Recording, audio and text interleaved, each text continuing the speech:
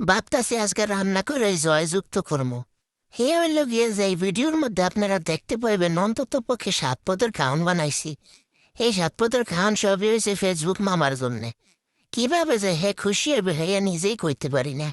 এই যে আমার আইডিটা আমি সবুজ রং করি আর হে লাল রং করে দিয়ে আইয়ে পড়ে। তাই ভাবছিলাম গোলমার জন্য আমি 6-7 পদের খাওয়ান রান্না করি।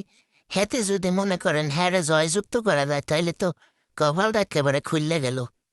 এবার কথা হইল গিয়া যে হ্যাঁ জয়যুক্ত করণের লেগে হেনে রেসিপি আছে মোটটা 7 পদের মনে হয়।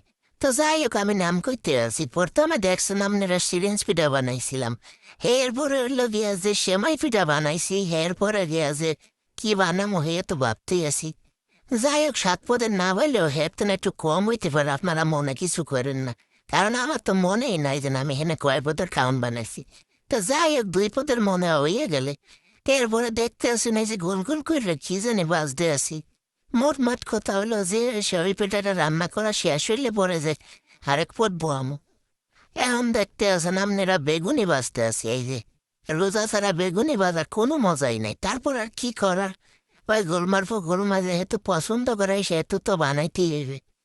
যাই হোক ছোট শৈলে বেগুন আসলে যা আছে হে দিয়ে আজকের বেগুনির রেসিপিটা বানাই হেলাইলাম।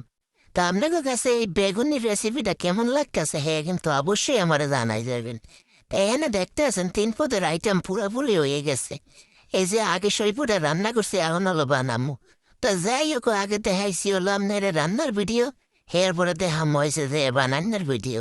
আমার কিছু করার নাই সব যে একটু উল্টা পাল্টা বয়েজও দিছি উল্টা পাল্টা।